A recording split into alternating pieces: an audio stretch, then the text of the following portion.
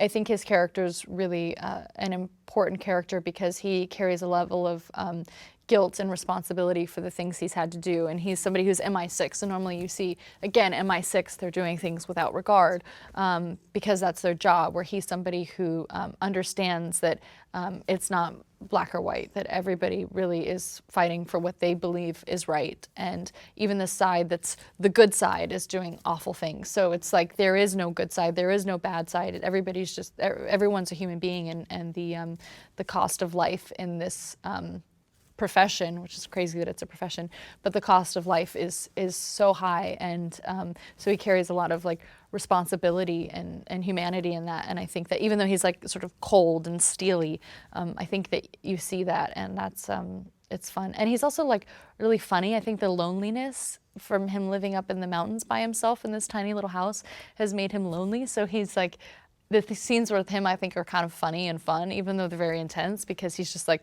so excited to have like somebody to play with, so I think that there's a sweetness to it because of that. Mark Serra is an information broker, and he is somebody who, if anybody has ties to the person I'm looking for, it would be him. And he's somebody who lives in Madrid. He's ex-CIA, so he was somebody who, like Boyd, who was in MI6, he was working for an organization who thought they were doing good and then became disenfranchised by seeing the fact that, everybody's, sort of playing God. And so he's just become an information broker, and he'll sell anything to the highest bidder because he feels that that's what governments are doing anyway.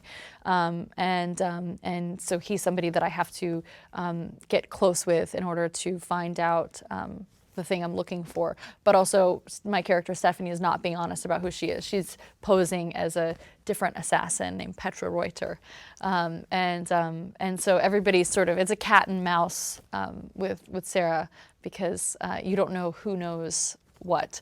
And so the scenes with him were always sort of like fun and interesting and dynamic. And he's just such a brilliant actor because his eyes are just like so soulful, and he's so present, and he's so there with you. He's just like one of the best scene partners I've ever had. So I felt really, really fortunate to be able to work with him. Tawfiq Baram, who plays Reza, he's sort of he's one of the characters in the movie who I'm looking for. But I think what's really important about this movie that differentiates it is Tawfiq is not someone who has any ties anywhere. He's a kid who's going to college, who is really just a kid who's into tech and engineering. I mean, he makes bombs, but what this movie does is it sort of breaks down the fact that like one government thinks what they're doing is noble, another one thinks what they're doing is, everybody thinks what they're doing is noble, and it just breaks down the fact that like everybody is doing things that are really wrong and dangerous and bad, and there is no clear right and wrong.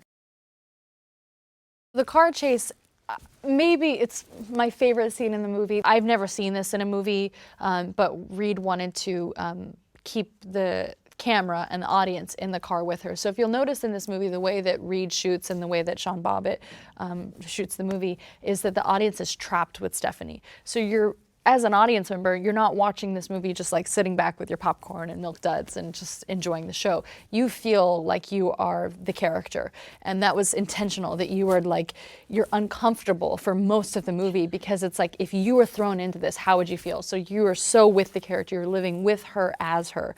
So when you're in the car chase, what we're used to seeing in car chases is like big, great wide shots of cars spinning out and the other cars crashing and the things that they're avoiding, where Reed said, I want to stay with you in the car the entire time, and I want it to be one shot. So the camera's in the car with me, and it's something that, unless you hear this ahead of time, you may not realize why you felt so tense. You were just like, oh, that was a really intense car chase. But what sets it apart is that the camera is in the car the entire time. So from the moment I jump in that car to the moment the car chase is over, you were trapped with her. So it was a real like athletic event for so many people involved. Sean Bobbitt, who's having to capture me, capture the things that I'm avoiding back to me.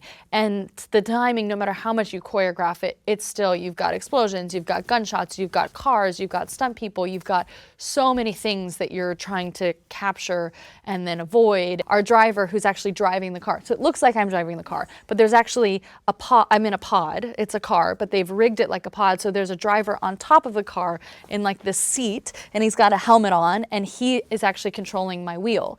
So I had to do driving courses in order to learn how to do defensive driving and sort of like, you know, high speed, high impact driving, so that I would be moving the wheel appropriately, so that my instincts were right. But I actually had no control of the wheel, which is terrifying to get into a car that's driving at top speed towards other cars and people and trucks and crates and crashing into them, but having no control of the gas, the brakes, or the wheel itself. It is terrifying. I'm screaming, I look terrified, that's all real, didn't have to do any acting, it was great. But you know, normally in car chases you have to like look really cool and smug and like, you know, be like clenching your jaw muscles. But like you would be screaming and panicking, but I got to do what I was actually feeling. And after each take we'd all look at each other and be like, it was just like such an adrenaline rush each time. Where is the buzz? Where is the buzz? You said We used to be a was city mine. girl. Oh,